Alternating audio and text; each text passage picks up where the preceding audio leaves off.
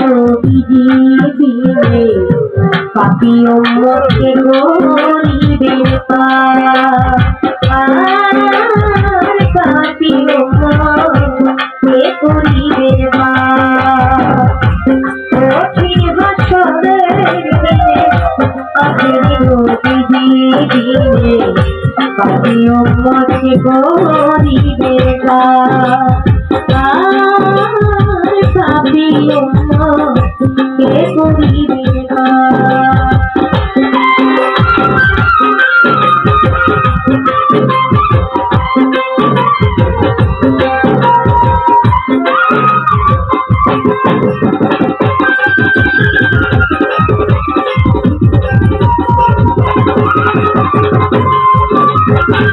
যত আল্লাহর নবী হবে নফসি নফসি বলবে সবে কাঁদবে সবাই ওই আল্লাহ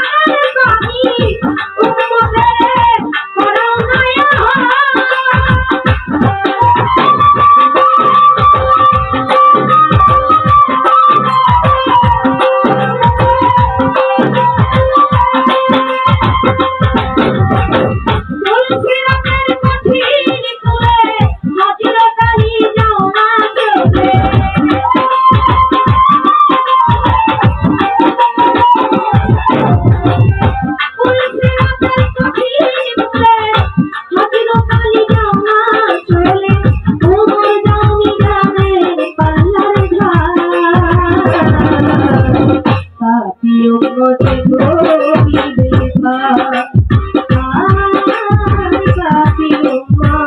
পাপী উম্মতকে করিবে পার।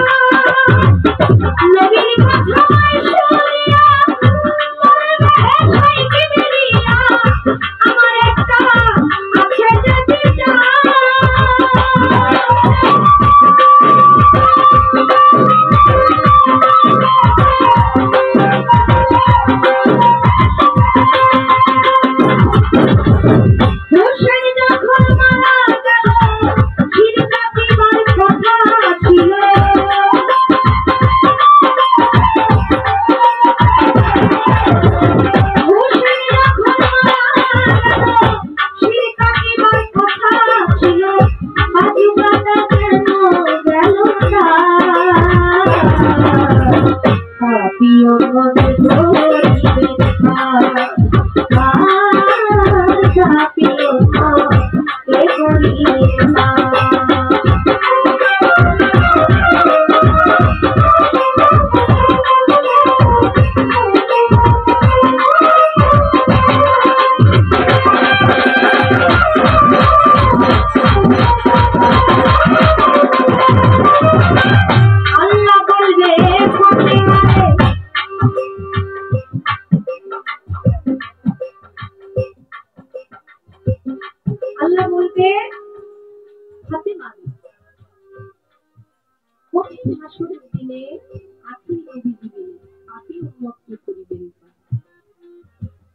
নবী এমন দয়াবান, বিচার হবে 313 জন নবীর মধ্যে আমার নবী যে সম্মান পেয়েছে, যে ইজ্জত পেয়েছে, 312 জন নবী সেই জায়গাটার মধ্যে নেই। কারণ 312 জন নবী হলেন শুধু নবী এবং শুধু সাধারণ নবুয়ত পেয়েছিলেন, আর আমার রাসূল পাক সাল্লাল্লাহু আলাইহি ওয়াসাল্লাম পেয়েছিলেন মোহরে নবুয়ত। সেই মোহরে নবুয়ত অন্য কোন নবীর ক্ষেত্রে হয় নাই। বিচার হবে, বিচার হওয়ার পর জান্নাতের গেটের মধ্যে, যেখানে বেহেশত, সেই বেহেশতের গেটের সামনে 312টা চেয়ার থাকবে, আর দোজখের সামনে থাকবে একটা চেয়ার। আমার রাসূল পাক সাল্লাল্লাহু আলাইহি ওয়াসাল্লাম আল্লাহ পাকের কাছে বলবেন, হে আল্লাহ পাক সুবহানাহু ওয়া তাআলা, বেহেশতের সামনে 312টা চেয়ার এত সুসজ্জিত করে রাখা, আর দোজখের সামনে একটা চেয়ার রাখা, এর কারণ আমার আল্লাহ গায়েবী ভাবে বলবে, ইয়া রাসূলুল্লাহ, এই যে বেহেশতের সামনে 312টা চেয়ার দেখতেছেন, এখানে বসবে 312 জন নবী, আর দোজখের সামনে যে একটা চেয়ার দেখতেছেন, সেই চেয়ারে বসবেন আপনি। আমার রাসূল পাক সাল্লাল্লাহু আলাইহি ওয়াসাল্লাম জিজ্ঞেস করবেন, আল্লাহ সুবহানাহু ওয়া তাআলা আমাকে এত সম্মান দিয়েছেন, এত ভালোবাসা দিয়েছেন, আপনার নামের সাথে আমার নাম রেখেছেন, আমার জন্য সবকিছু সৃষ্টি করেছেন, এই দোজখের সামনে যে একটা চেয়ার আমার জন্য রেখেছেন, এর মাহাত্ম্য কি?